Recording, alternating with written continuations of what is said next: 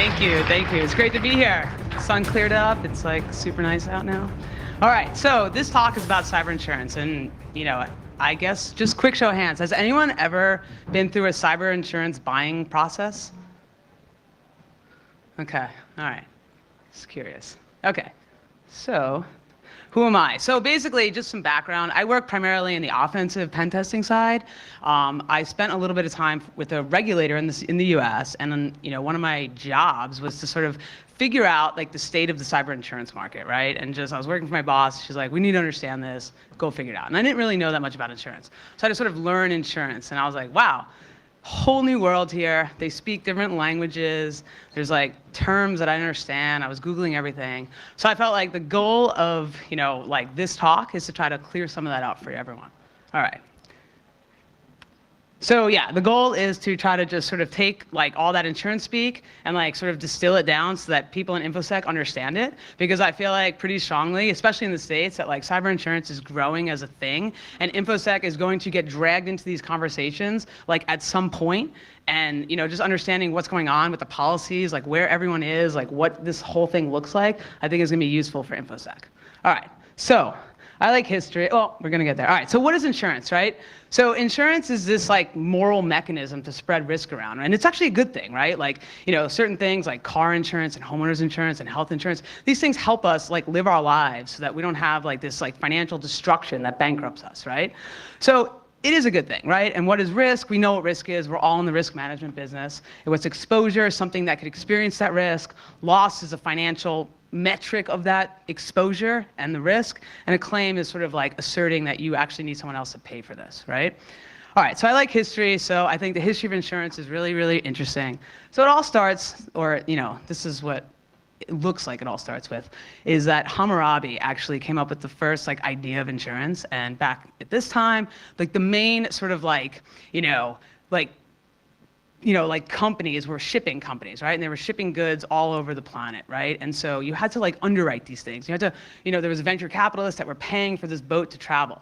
And so sometimes if these boats were like sunk or like pirates took them over and the boat like sunk to the bottom of the sea, like it was like if you were the ship owner and you took out that loan, you would be like forever paying off something that was like a little bit out of your control, right? Like the ship sunk, like a pirate took it, like it had nothing to do with anything that you did, right? So the Code of Hammurabi actually said that if this does happen, you do not have to pay back that loan. So it's called bottomry, and if you look it up, it's like still a thing today in shipping insurance. So then we move into like, the guild time, right? And again, it's so funny to be talking about this at InfoSec conference, but all right, guilds, right? So like, we were trying to get everyone out of farming and into like, sort of like trade, right? It was like everyone's gonna have like a craft, people who are blacksmiths, people who are gonna be carpenters. In order to incentivize this like agricultural migration, you needed this like assurance, right? So guilds formed this like idea where, if you were like, if somebody like burned down or stole or killed you, the guild would actually pay your bills, like keep you or your family afloat, right? So this was like your insurance mechanism. And this was like group coverage, and then we still have group coverage today. Like when you have like health insurance, at least in the States, like it's like by your employer and there's group coverage, and that's kind of like where it all originated from. All right, next, Edward Lloyd's Coffee House. This is like fascinating. So, London was shipping center of the world, right? And, again, it was the same problem. Like, how do you know these ships are a good investment? Like, I'm looking to allocate capital. I want to, invest in this ship. How do I know? And I guess there's things you could ask. Like, all right, like, does this captain know what he's doing? What's the boat made out of? What's on the boat? Are there explosives? Is someone crazy? Is someone gonna, there's all these questions that make sense to ask, right? And so a lot of this was going down at this coffee house, right? And so Edward Lloyd would sort of observe this maritime speak going around and sort of realize that, he knew more about what's going to happen with these ships than anybody else did. So this was sort of like the beginning of underwriting, right? So he had this like institutional knowledge about like what's going to happen with these ships. People would come in there and be like, "Hey, Edward Lloyd, what's going to happen?" He would sort of tell them, and this started Lloyd's of London, right? This is how Lloyd's of London got started. Pretty interesting story. All right, so moving on, probability was discovered, invented, in 1654, and this accelerated the process. At this point now, you could like use probability to like understand, like it sort of formed actuarial science. You sort of had this expectation of what was going to happen and what wasn't going to happen. So it was like sort of the math behind the whole thing. So another interesting Fun fact. All right, then the Great Fire of London happens in 1666, and this destroyed 14,000 buildings. It's a huge, devastating problem for London. And so the insurers that were previously writing these the maritime stuff, were like, all right, we're going to get into fire and life insurance. So there's this moral thing here, right? Which is like, we need to sort of like, protect against this risk, spread this risk better, right? All right, so in the US, and anyone who's like, Benjamin Franklin's like the coolest dude that ever come out of the US. So of course he started the first insurance company, and it was called the Philadelphia Contribution Ship. And what this was doing was saying, hey, if you're gonna get insurance with us, we need you to like not use mud and straw to build your houses. We need like bricks, like all sorts of different better technology that existed for building houses at the time. So this became like the origination of building codes and sort of like fostering like a better way to build things, right? All right, so insurance adapts, right? So we've just seen insurance adapt from shipping to houses to Benjamin Franklin, and it just continues to adapt. The Industrial Revolution, cars, these city fires, railways, then there's disability, life, accident, auto, business. It just keeps going, right? Insurance is like learning its lesson here as technology is evolving. Right? So this is a really interesting story.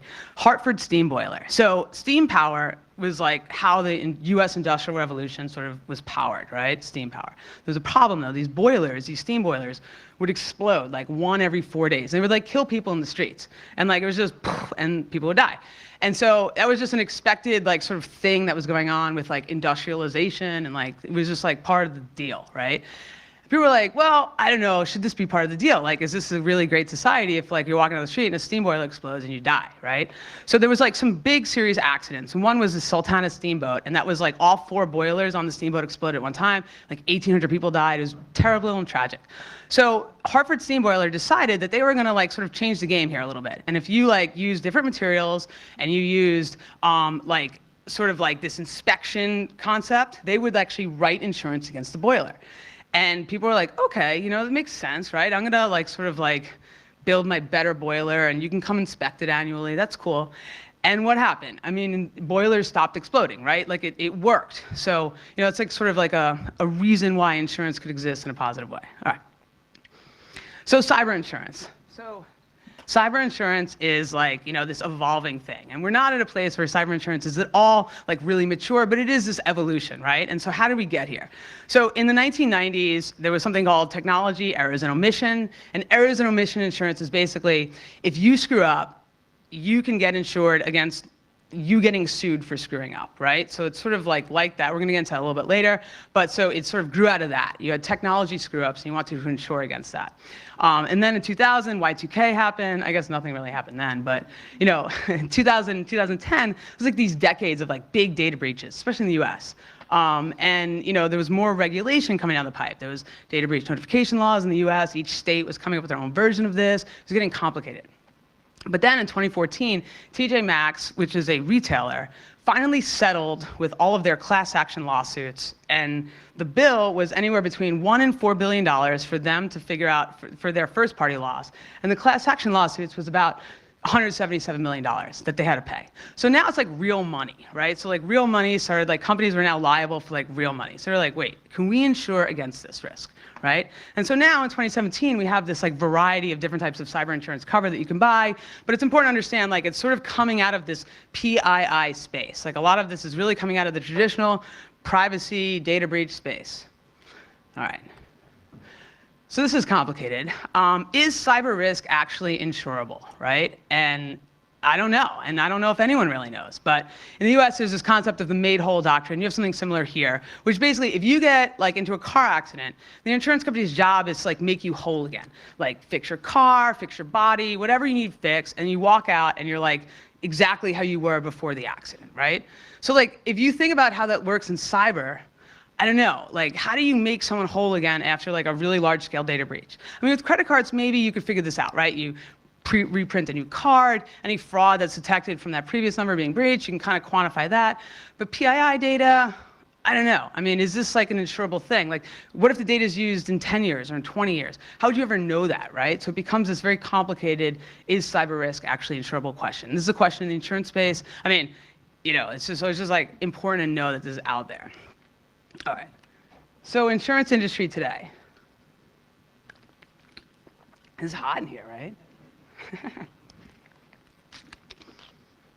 All right, so what's going on today, right? So we have these market participants, right? And this is a little bit oversimplified. There are more, right? But this is pretty much like the lay of the land. There's the brokers and the agents, there's these carriers, and then there's something called reinsurers, right? And we're gonna get into what all these people do. So the brokers.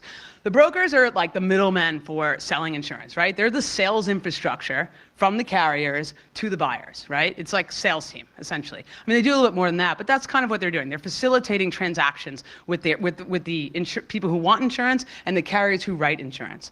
So these are the big three brokers, and they're the big three global brokers, Aon, Marsh, and Willis, right? But see, the brokers are sort of transforming a little bit, right? They sort of know that that transactional model of like, oh, hey, thanks for the insurance, see you later, is kind of like a little bit different in cyber. So a lot of the brokers are like moving more and more into like traditional InfoSec kind of roles. Like Aon bought Stroh's Friedberg, which is like a big InfoSec company, and they are now providing like value-added services that are like squarely in line with like incident response and cybersecurity and things like that. So the brokers sort of realize that the reinvention is like needed, and they're going to like sort of move more into the InfoSec territory as they try to provide services to their clients. I think that's interesting for anybody who's like, you know, in this InfoSec world, right? So what's the carrier? So a carrier is the company that holds the policy. They're the ones that like, that's like, they have to pay the bills. You pay them and they pay the bills, right? The brokers are no longer involved in this. Mostly true, right? So what's the goal of the carrier is to like sufficiently pool enough diverse risks so that they collect premiums from everyone and only pay out on a few, right? That's like the goal of the carrier, right? All right, so we have reinsurers. So reinsurers is like, I don't know, it's kind of like, oh, wow. All right, so what is reinsurance? So reinsurance is insurance for insurance companies. So insurance companies can then buy insurance to protect against their risk. So if you're an insurance company, you have this network of brokers, and all of a sudden you realize you've written too much risk in some sort of area. You could say, all right, that's too much, my audit committee is upset with me, I gotta do something about this, I have too much risk held up in one specific area. What do? You can sell that risk to a reinsurer, and the reinsurers will buy that, and then they will say, like, okay, we hold that risk now, so you're no longer liable for that. The reinsurers will pay it. It's kind of crazy, right? Like, yeah, sort of see how it gets built up. Okay, so types of insurance companies. This is important, right? Because when you're dealing with insurance companies, you kind of want to know like what kind of company you're dealing with, because there's very different models here, right? So the first one is standard lines or admitted carrier. And these are like traditional insurance companies that, you know, all of their policies in the US have to be approved by regulators. I think the same is true for Australia based on my conversations with people who know this market in Australia. But they have to be approved by regulators, right? So there's like a lot of regulatory oversight here if you're a standard carrier, right? You're an admitted carrier. There's a lot of regulatory oversight. And you have to participate in the US, you have to pay into an insurance fund, right? Which is basically kind of like insurance against the fact that if your company goes bust and you can no longer pay your, you know, your liabilities, this insurance fund will pay them for you, right? Then there's this excess line. So the excess line or the surplus lines, this is like where more complicated risks get written. So like if you're like trying to, like people insure celebrity body parts, you could like insure like, you know, a musician's fingers or like a model's arms or something. And all of that gets written in these crazy specialty markets, right? But it seems, you know, this is a difficult number to quantify, but based on the research I've done, like a lot of cyber cover is coming out of the excess market. And the reason why this is like interesting is because the excess market is not very regulated at all. These policies don't necessarily have to go get regulatory approval. Every regulator will have a surplus lines office that sort of like deals with what's going on in this market, but it's sort of like, you know, kind of like do what you want there, right? You can participate in that market however you want, you can change your policies however you want. So it's interesting, right, from a cybersecurity standpoint. All right, so what's a captive? You know, why is this relevant? So a captive is an insurance company that like, you know, you can't find insurance on a regular admitted or surplus line because it's just too expensive. So you could actually pool you could make your own insurance company with like another one of your competitors. So like here's an example, UPS and FedEx, delivery trucks, right? Let's just say they wanted to get insurance for like the trucks, and like, you know, a regular insurer was like, no, that's just gonna cost you this much. And you're like, well, it's too much for me, right? You could actually come together and make your own insurance company and like pay each other's bills if there's truck issues, right? So captive insurance company is a thing. People are doing captive cyber risk, and companies are pulling together their own resources and like paying each other's cyber risk bills. So that's a thing. Direct sellers, this is very simple, right? It's just a insurance company that doesn't have brokers. They sell direct, right, to customers. Domestic and alien, this just has to do with regulatory concerns, like where you're licensed to actually sell insurance, whether you're a domestic or you're an alien. And this is important, just, as insurance is sold all around the world, so this just becomes important. Lloyd's of London, so this is very interesting. Lloyd's of London is not actually an insurance company. It's a corporate body that is governed by the Lloyd's Act of 1871 and subsequent acts of English Parliament. So it's a company that is like only a company because the English Parliament says it's a company, right? And so it's a syndicate network. So it's basically a bunch of different insurance companies that operate, again, to diversify risk. That's the goal of Lloyd's, right? All the syndicates are supposed to diversify risk. So it's a bunch of different insurance companies that like sort of are in the syndicate network, and like that's how it operates. Interesting, right? Mutual companies are companies that pay out their profits to their policyholders, and stock companies are insurance companies that pay out their profits to stockholders, right? All right, so commercial insurance. So this is where cyber exists, right? So in the commercial world, I will say that you can actually buy personal cyber insurance. There are companies that will sell you personal cyber insurance against like you getting ransomware or your family getting ransomware, things like that. But we're talking purely commercial here. So in the commercial world, there's something called the property and casualty lines, P&C for short, right? And so these are the types of policies that you can buy in the P&C world. This is not an exhaustive list. This is just like the most common, right? I'm not going to go through every single one of them, but there are overlaps where cyber becomes relevant, like kidnapping and ransom. You could buy K&R insurance for your executives, right? If they get held, like, or stolen or abducted, you could actually buy insurance against that problem. And like a helicopter will come in, like rescue them and like pay the ransom. Whatever happens there, they'll figure it out. But so ransomware is sort of similar, right? Your data is being held hostage. It's not that different, right? Errors and omissions in directors and officers. So this is also like kind of related. This is third-party liability insurance against you getting sued for like screwing up, right?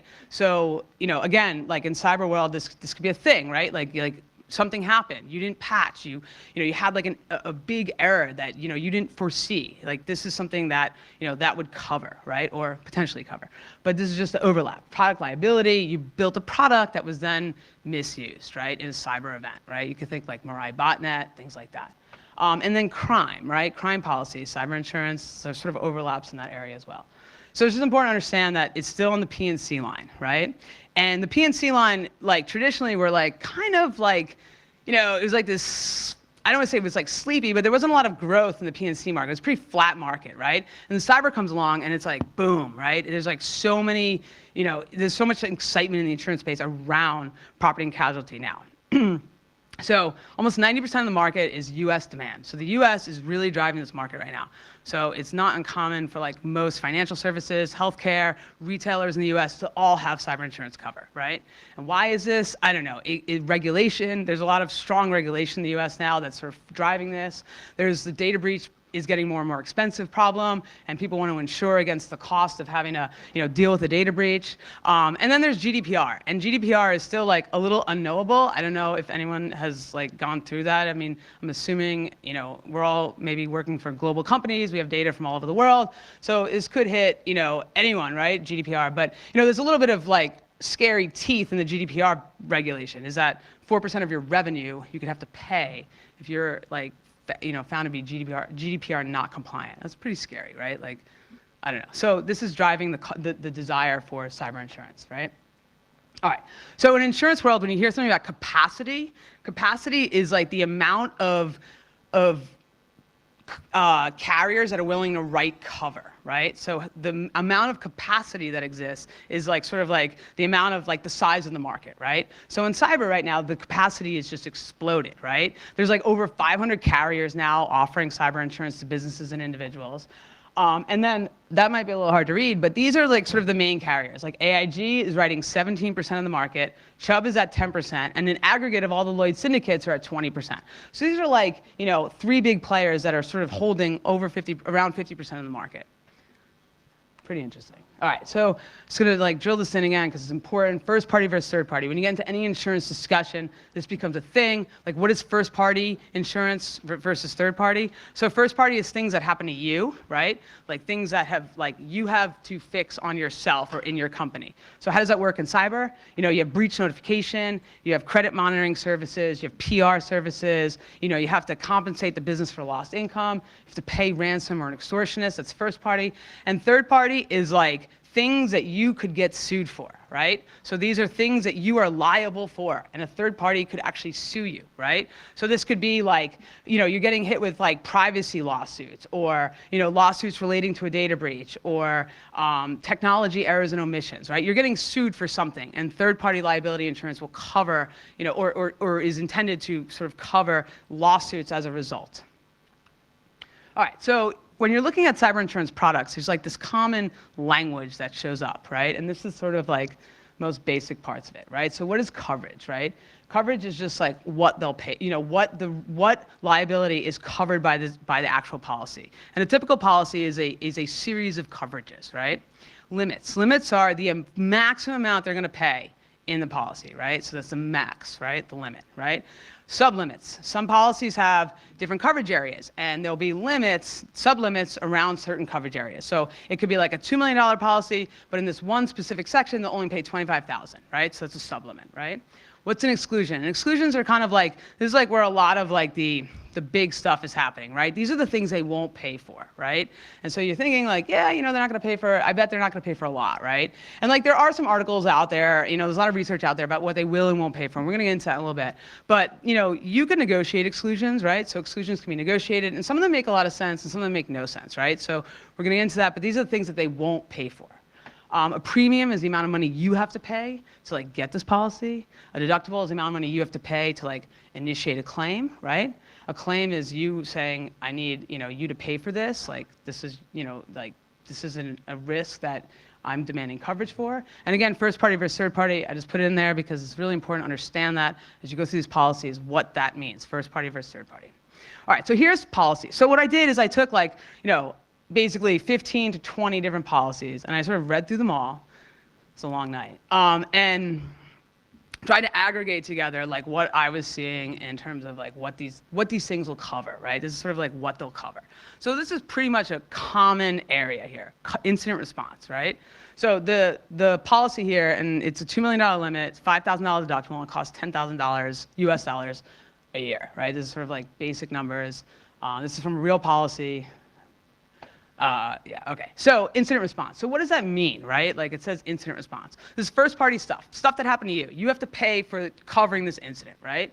So you get like a 24/7 phone number. You can call them up, and this is like they'll like talk to you on the phone and say like, well, what happened? And they'll try to like sort of like identify either consultants that you can use, or they'll work with your IT team to try to figure out what's going on. They'll try to help you with your legal and regulatory costs, right? So you might have to get lawyers in the room and deal with all that stuff, right?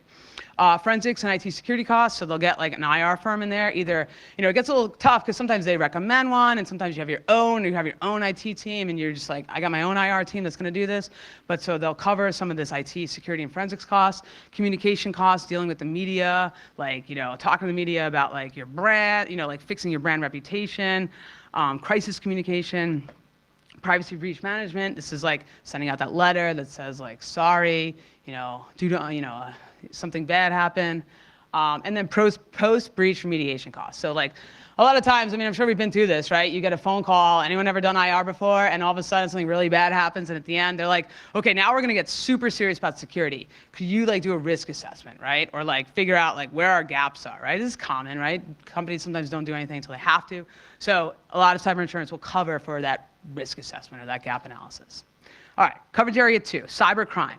Again, first party, stuff that happens to you, right? Stuff that you're liable for. So funds transfer fraud. All right, has anyone, it's a big thing in a lot of the clients I work with, fake invoices, ACH, or sort of SWIFT transactions that go out. This is like super common, right? So basically the way this works is like somebody phishes, or somebody, is business email compromised, or some sort of activity happens, and there's like a fake invoice scam that goes back and forth, and eventually the attackers convince a controller at an organization to pay it, and it goes out to some shady bank somewhere, and the money's never seen or heard from again. So it's fund transfer fraud. And so they'll cover some of this, right? Like they'll unauthorized fund transfer. But if you look there's like a sublimit, right? $250,000. So the $2 million policy is now shrinking, and if you get, fund transfer fraud, your CEO or CFO gets phished, pays a fake invoice to somebody, and it was $1 million, they're only going to cover $250,000, right? So there's like some details here that are kind of really important. Theft of funds in escrow and personal funds, sort of similar.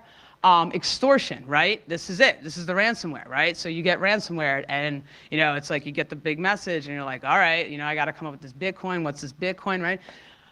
So they'll cover the cost of you trying to get that Bitcoin and trying to pay, or the Monero, whatever it is, and trying to pay your ransomware. And if you notice here, the sublimit there is $2 million. Why is that?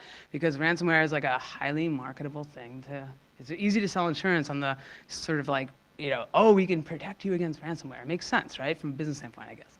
All right, corporate identity theft, fraudulent use of electronic identity, telephone hacking, phishing, the cost of fraudulent emails, reputational repair. So that's all sort of cybercrime related stuff. All right, coverage area 3, system damage and business interruption. Again, first party loss. This is like the system goes down and you have to like deal with the fact that it's going to cost you money to get it back up. And this is sort of where that cover comes in. System goes down due to a cyber event, right? So system damage and rectification costs, everyone has to work overtime. It's just nonstop, all hands on deck until we get the systems up. Business interruption costs, like let's just say you have find new suppliers, you have to find a different way of doing your business because this system's not working and blah, blah, blah, they'll cover that. Reputational harm around you not being a business right now. And then loss adjustment costs. So this is like tricky, right? This is how much money you lost as a result of you not being in business. There's a sublimit there, $25,000, right? That's very low, right? So, this is like sort of how this is going down. And, it's just good to know that these things exist. So if you're ever in a room and you have to like negotiate this stuff, you sort of can ask these questions and say like, well, what's the sublimit on this? Like, I want to know. And like, you have lawyers in the room and they're going to want to know that too. All right, coverage area 4, this is a very traditional part of cyber cover, network security and privacy liability. So now we're at third party. Again, this is stuff that you can get sued for, right? So network security liability, you transmit malware to a third party, you're part of a DDoS attack, failure to prevent unauthorized access to information. So this is like stuff you can get sued for. Like you can get sued for this stuff. So that they will cover the cost of what that means. Privacy liability, again, liability for PII, PHI, PCI data, failure to warn, failure to maintain confidentiality, breach of privacy policy, and other confidential breaches. So again, class actions around privacy data, that's where that false. Management liability. So this is like cyber D&O. And in insurance speak, D&O stands for directors and officers. So these are like, the people in charge of the company, right? If they screw up, right? You can sue them, right? And like, that is like what this will cover is like the cost of you getting sued because your directors and officers acted in a way that somebody feels is negligent or, inappropriate. Regulatory fines. So this is a little tricky. Like they will pay some regulatory fines. A lot of it is around PCI, and there's a reason why this makes sense.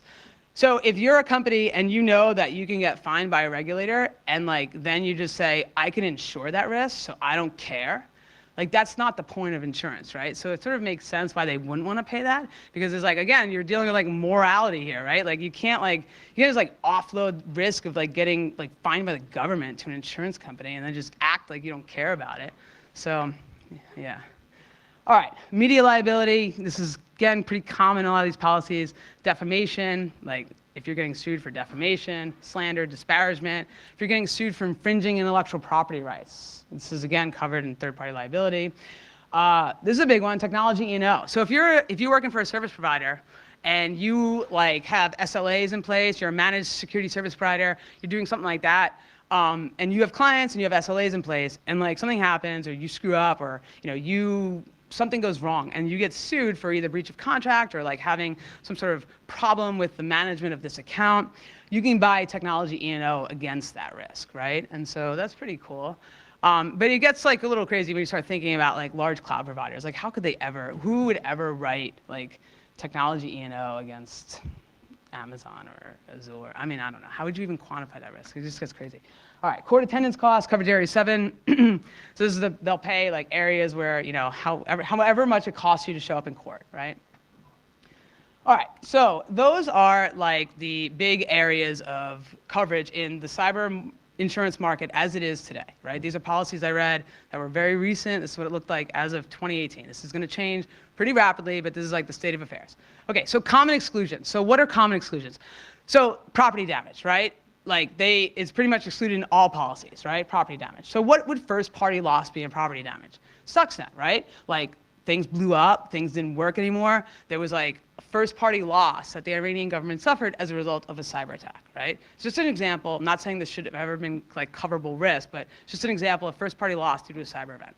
Third-party loss. This is actually pretty interesting. I guess somebody like got upset. It was an internal employee, got upset and like issued like malicious radio commands, but like knew what he was doing, to a water treatment plant and like just dumped sewage all over the place. This was back in 2000, so it was kind of a long time ago.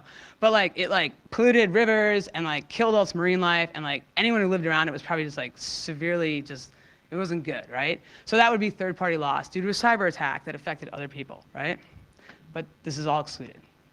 Bodily injury. So bodily injury from a cyber attack is also a common exclusion. So in the first-party world, like things that happen to you, this would probably be covered by workers' comp, right? Because if like, let's just say, I don't know, your data center, like somebody hits like your, I don't know, badge system and locks you in the data center for 3 days and you're freezing and like, I don't know, your fingers get a little, I don't know, whatever, something like that. Maybe workers' comp will like cover that, right? Third-party loss. This isn't a real one. In Lodz in Poland, a teenager rewired a remote control, caused the train to hop the rail and hit another train, and people got like hurt. I mean, not severely hurt, but you know, hurt enough. And so that was like bodily injury caused by a cyber attack for third-party loss, right? Intellectual property. So, you know, from my research, this is a common exclusion. How do you quantify the cost of the secret recipe of Coca-Cola? And I Google imaged it, and that's what came up. So I don't know, maybe it's not so secret, but yeah. But I was just talking to somebody prior, and she was telling me that there are some carriers that will try to cover first-party loss due to intellectual property. So maybe this is evolving quicker than I thought, right? But generally, the policies I looked at is intellectual property. If somebody maliciously steals your intellectual property as part of a cyber attack, it's not coverable risk, or it's an excluded risk. War and terrorism. This is a big one, right? So in the US, like there's a lot of, you know, people are like, oh, is this person, right? This is like a big thing now, right? So when you had like, you know, the Sony hack against, the Sony hack with the movie that leaked out on the internet, right? Obama was like, it's not an act of war, it's cyber vandalism. So I don't really know what cyber vandalism means, right? But I think it was an initial act of war statement, and then it was like a little confusing. Is it an act of war, is it not? And then even recently, Donald Trump blamed Russia for not Petya. So at this point, the insurance companies are like, okay, well, this is an act of war and or terrorism. We don't have to pay this, right? So this is a, you know, a thing, right? Like if something happens like this and they're just like, all right, the government says it's act of war. And like then you get into questions about like attribution and are they really right? Is it really North Korea? Is it really this? I mean, because you can go down a rabbit hole on this stuff, right? Like, so I'm not gonna get into attribution. All right, other common exclusions, right? If you're unlawfully collecting data, right? So if you're collecting data that you have no right to, that is illegal to collect, they will exclude that. Crime or fraud. If this is provable to be actual crime or fraud, they will exclude that. Failure to enact security. This is actually a good one, right? So this is like, and there's a case in the US right now about this. So this is basically saying like, when you're trying to get a cyber insurance policy, like you have to fill out a questionnaire, we're gonna get into underwriting in a second, but like, failure to enact security is basically like doing like the most basic things that you need to do to like have a security program, or at least make it passable that you actually have an InfoSec program, right? So if you're failing to do that, they can use that as an exclusion. And then you're like, oh wow, that's a huge gray area. And it is, right? And this is why the courts in the US are trying to settle this. But it's kind of a good thing, right? Because you really want like failure to enact security to like be something that companies don't do. You don't want people to buy insurance because they're just gonna like offload the risk to somebody else. You want this to work so that people buy insurance and there's like sort of this hand-in-hand thing so that cybersecurity gets better, InfoSec gets better, and your cyber insurance is there when you need it, right? It's sort of like why the health insurers and the life insurers are trying to promote like Apple Watches and Fitbits, right? Like everyone does better with this healthier society type of thing. So, I don't know, all right. Core internet failure is a good one, right? So if the internet goes down, right, and this is like broadly defined, like failure of the IP addressing system, I'm not really sure what that means. I'm guessing it's like BGP problems, something like that. But like core root servers go down, you know, core internet machinery goes down, and that's excluded, right? Contractual liability is another good one. So if you have contractual liabilities with your third parties, and there's another case we're going to get to about this in a second, they will exclude that. So basically they're saying is like, we cannot write the cost of all of your contractual liabilities. You have to be liable for that. So if the cyber event causes you know, one of your third parties to get upset with you, and like you have to pay something as part of that contract, you have to pay that, right? And exclusions, right? So, you know, if you're in a room like this, you have to deal with like cyber insurers, you can negotiate exclusions, right? The devil's in the details, and these are the details that you should be looking out for. All right, underwriting. So people are always like, well, how do they know? How do they underwrite, right? This is, I don't know, right? This is like, it's hard, right? Underwriting is hard. If somebody said to you, figure out when the next cyber attack is going to happen, like, I don't know, I'd have a tough time with this, right? It's hard, right? So I spoke to a lot of underwriters to try to figure out like how they do this. And everyone was like, well, this is not a science, this is an art, right? So hence the art of underwriting. So these are the most like common things that they're doing, right? So they do this like organizational thing where they send out a questionnaire, and some of these questionnaires are a lot longer than others, some of them are more basic, but they try to get like comprehensive information about the company, the vertical, revenue size, what regulatory stuff exists around the company, like are they holding sort of really valuable data that they could be fined for, things like that. Data collection, what are they collecting? Do they even have PHI data, PII data, PCI data, like the type of data they're collecting? Tech inventory, like where is all their infrastructure? Is it here? Is it in AWS? Is it in Azure? Like where is it all? How do they access this? Like what's going on with that? Security controls, this is like standard InfoSec stuff, like using endpoint AV, IPS, IDS, SIMs, log correlations, things like that. And then, depending on the size of the company, they'll bring you in for meetings, and they'll bring in the CISO and the CTO, and they'll be like, we want to know more. And here's our, they're going to have like a security person in there. Like a lot of them are hiring security people, so they'll have security people in there, and they'll try to be like, okay, well, let's walk us through your InfoSec program. Like I want to know how it's going, right? So they'll bring you in for meetings.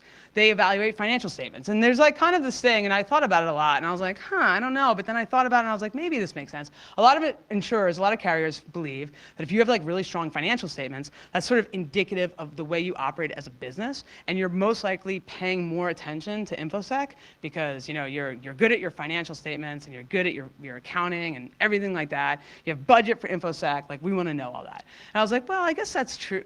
And then I thought about all the companies that I've worked for, and some of the ones that were a real mess, like yeah, their financials were a mess too, and some of the ones that were really good, they had really good financials. So I was like, all right, maybe there's something to that. But anyway, they look at a lot of financial statements. They use third-party resources, and there are companies out there like BitSight and Science. I'm not plugging them at all. I'm just saying that they exist. That basically go out to the internet and they try to like assess risk, security scorecard style, like from afar, and say like we think this company has a risk metric of some arbitrary number that isn't arbitrary to them. Okay. So this is a component of underwriting. The carriers will use this. And then they use their models, right? And this is sort of the actuarial science. They input a lot of this data. And all the insurance carriers care about is any of this data going to trigger a claim? If it's going to trigger a claim, we need to know about that because, again, they don't want to pay the claim, right? They don't want you to trigger a claim. They want this to like sort of work well for them. So that's sort of like, the core cross-section of how I experience underwriting via my sources. All right, so underwriting challenges, right? So there's a lot of challenges here, right? So the first one is lack of data. And there's like super massive reporting bias against people who don't want to report data breach disclosures or any other cyber attacks because of fear of all sorts of things, right? And so insurers are dealing with like reporting bias. Like that's that simple. So what are insurers doing? A lot of them are trying to like really sort of like say like, hey, please call us if you think anything happened. Like we want to be your friends. Like please call us, right? So they're trying to like incentivize a better relationship here, right?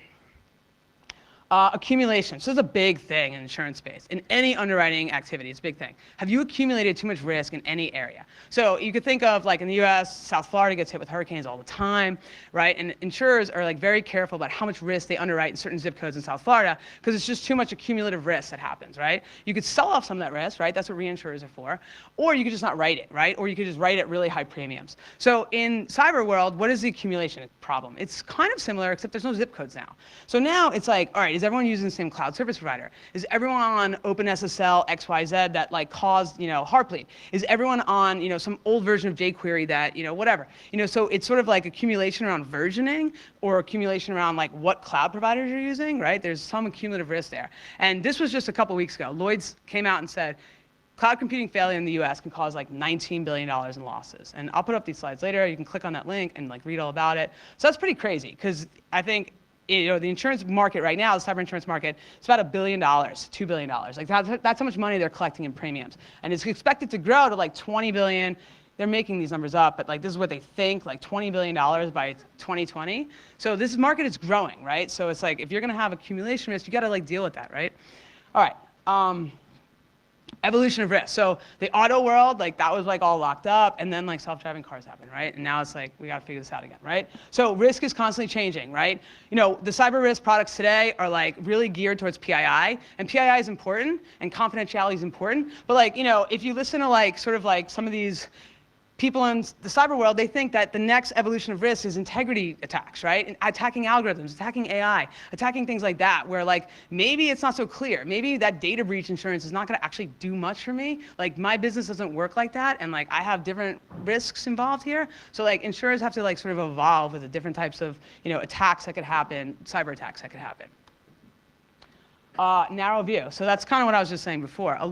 There's a little bit of a narrow view around what constitutes cyber risk. It's mostly focused around the PHI confidentiality space. So narrow view. Standardization. So, you know, if you go through these policies, and there's a link where if you want to like read policies, you could like look them up. Some of them are in public domain. But these things read like they're completely different things. You read one to the next, and it's like nothing even overlaps, right? You sort of have to like figure this out on your own. So the fact that there's not a lot of standardization, like in auto insurance, like you don't have this problem. Like you're not like, all right, like, well, what do you mean? Like I don't understand what that means versus this versus that. It's very standard stuff here. So in the cyber world, there's not a lot of standardization on these policies. So this is a problem because consumers then have no idea what's going on, right? And like this is what happens. This is why I feel like insurance just eventually becomes like lawyers. I think it's because of this. So a lot of regulators are coming up with ways to like sort of try to make these policies more clear to read, and some of them are even proposing like this Fleisch-Kincaid score thing, where like it has to be readable at like a 5th or 6th grade reading level, otherwise it's like it's not okay.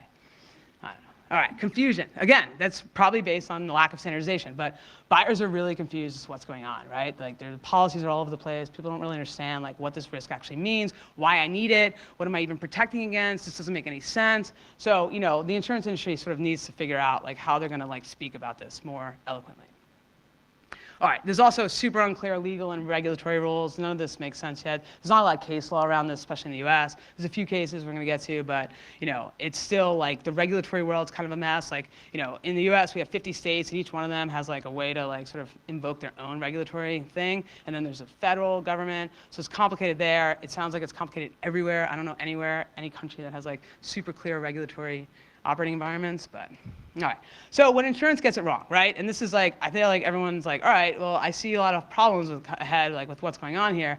And there are some really good case studies when insurance gets it wrong. So Lloyd's of London, right? They were writing workers' comp claims, or they were writing workers' comp insurance in the 70s and 80s, and they misunderstood like how deep the asbestos problem was in the US. And asbestos was like this building material that everyone thought was great, and it wound up causing like horrible lung diseases, and people were dying, and it was like, it almost bankrupted Lloyd's of London. They have this big tower in downtown London. They had to like sell it. It was like crazy. It was like a big problem. It's a big old insurance company, right? So insurance can get this really wrong. And GE is having this problem right now. They wrote all this long-term care insurance, and long-term care in the States is basically like, you wanna like hedge against like, I might be in a nursing home for 20 years and I can't afford that. So you could buy long-term care insurance to like hedge against that. And people in the US are, you probably all know about our disastrous healthcare system, but you know, it's expensive, right? So GE misunderstood how expensive this was going to be, and they're on the hook for billions of dollars right now, and it's affecting their bottom line. If you Google GE long-term health, you'll see what I mean.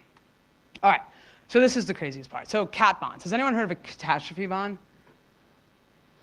Catastrophe bond. All right, so this is cool, right? So this is securitized insurance, right? So back in 1992, Hurricane Andrew hit the US and caused like, you know, an enormous amount of damage. So insurers were like, wait a second, we can't deal with this risk by ourselves. And the reinsurers can't deal with this risk by ourselves. So what we're gonna do is we're gonna sell bonds so people can buy the bonds, and we pay them the coupon rate plus more, so it's fixed income. And as long as nothing happens, you have income coming in. You're buying cat bonds and you're making money as long as nothing happens. But if something does happen, we got to take all that principal, right? And that's it. You know, you lose all your money, right? That's sort of the risk, right? So this was a thing, and it still is a thing. People sell cat bonds right now for a lot of hurricane risk. But people want to come up with like cyber cat bonds, right? And this is not a thing right now, but if you Google this, people are proposing coming up with cyber catastrophe bonds. And there's like a few different ways. Like if someone's like, would you buy an AWS cat bond? Or an Azure cat bond? I mean, I don't know, maybe, right? Like AWS, the guy up there, Keynote, I mean, I don't know, he seemed like he knows what he's doing. Maybe I would buy a Azure, cat bond. So, but that's like one way that they're proposing it. Another way that it's being proposed is like, it's geographical. So like the US identifies all its like critical infrastructure and then cat bonds it and sells it to China, Russia, Australia, wherever, all over Europe. And then that all happens. So each country is holding each other's cyber cat bonds, which maybe disincentivizes all the countries from attacking each other. I don't know. I mean, just wanted you to know it's out there. All right, partnerships. This is also a little awkward, right? So a lot of insurers are developing partnerships with like IT companies, right? So like Apple, Cisco, technology companies, Aon, the broker, and Allianz, the insurer, the carrier, came together and they're like, hey, if you buy Apple and Cisco products, we're gonna give you like a super better rate on insurance, right? So imagine IT is like, wait a second, we have to, all those like, Juniper, Palos, whatever we got on the perimeter, we got to change that out because we bought this insurance and it says we have to use Cisco. I don't know. I mean, that's a little bit awkward, right? Like Symantec and Travelers have a thing together. Someone's like, yeah, you got to use SEP. I might be like, well, I don't know. All right. So legal tests. All right. So where is this getting tested, right? And these are two good cases. So P.F. Chang's, which is a restaurant in the U.S., had a lawsuit with Chubb over credit card data. And basically what happened is 60,000 credit cards were breached. It cost P.F. Chang's all this money to fix it, and Chubb paid most of their bills. But there was one bill that was coming from Bank of America Merchant Service. That was their acquiring bank. When they swiped the credit cards, Bank of America, that was the acquiring bank. So Chubb argued that, hey, listen, we're not paying that because you had contractual liability with a third party, and we don't cover contractual liabilities with third party. And the courts ruled in favor of Chubb, and they didn't pay it out. So that's like one case law that's kind of pretty interesting. The second one is still going on, and this is Columbia Casualty versus Cottage Health, and this is a healthcare company. It's not an insurer. It's like one of these like network things. And, we have a lot of those. So someone stole like 32,000 medical records, and Cottage, the net healthcare network, went to their carrier, Columbia Casualty, which is a Lloyd's syndicate, CNA, and said, you have to pay this. And Lloyd's was like, well, all right, let's see, and realized that they had like default passwords and that they lied on their risk control assessment, right? And they basically were like, that's called a failure to enact security, right? And like that's what we were talking about in the exclusions before. And there's something good about this, right? You kind of want like Lloyd's to win because again, you shouldn't be allowed to like operate with like default passwords and like lying on risk assessments and then just expect somebody else to pay your bills. What do you think is going to happen when default passwords are in play? I mean, it's pretty obvious. So that's kind of an interesting one. But if you want to look at some of these policies in the US, there's something called the SIRF Filing Access System.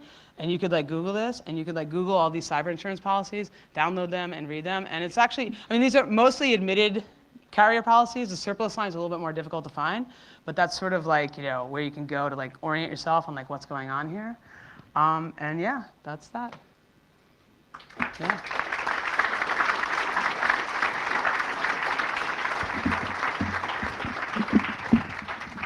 So I did see a couple of heads explode in the audience there as you explained that, so thank you. Anyone got any questions? Have you seen any good outcomes with cyber insurance? Yeah, there are. Like, especially against like PII stuff and like liability around PII stuff, it's a more mature space, right? That's definitely the most mature space of all the cyber insurance policies that are out there. So that could be a good outcome if that's like a lot of your business risk. And a lot of the business interruption stuff too, like if you want to hedge against like Azure never goes down, but like if it did, right, like what that would cost your business, you can hedge against that using some of these cyber insurance policies. So it's still a very immature market though. Like, and I think like the other part about it is if you're in InfoSec, like there are like jobs in insurance companies right now. Like they are hiring cyber people. They are like acquiring cybersecurity firms. Like they're like in this space. Like I feel like it's just a matter of time before they like roll up to conferences like this. Yeah, so.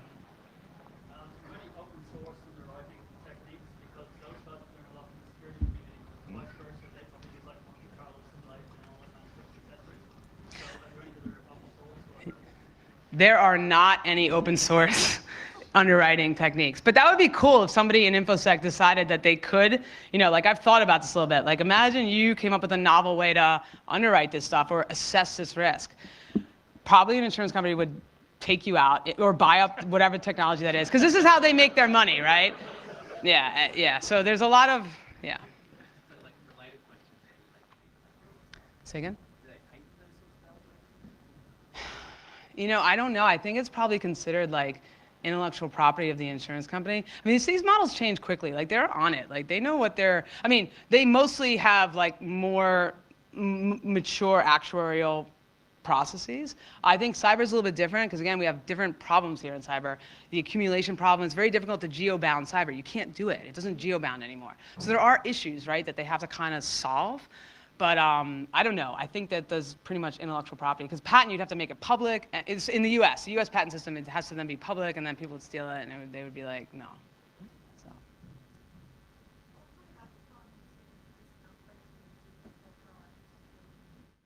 Yeah, so that's a good question. The question is, what kind of discount are you seeing for premiums if you're proactive in security? And I feel like that's like exactly where the market needs to head, right? Like you can definitively prove that like you're better than like the baseline, right? Or you're at the baseline, right? There's always going to be like edge case scenarios, right? And you can't control for everything. Like meteors happen, right? This is real, right? So it's like you want to be able to just sort of like manage like the most basic risks. And I feel like if the insurance companies can come up with a way to have a financial incentive to do that, basically saying like, okay, you get cheaper policy if you actually don't, you know, or no default passwords, you have an InfoSec program, you know, you got like, you know, correlated logging, you have people watching, you know what's going on, right? That could then help raise the bar here. So I think like that's where I would love to see the industry head. So do you think it'll be technical controls that particulars on premium, or will it be like strong GRC functions? I think it's gonna be both, right? I think it's gonna be like quantifying both of those, right? Like if you have good governance, you're probably gonna have good technical controls. I mean, if you sort of think about like the correlation here around like a company that does have good governance, like they're probably gonna invest in InfoSec. They probably believe that this is part of their, you know, like the GRC activity should identify risk at least, and then you would then put money towards it. So I do think they're, you know, I don't know. I think so. Another round of applause for Nicole. Thank you, guys.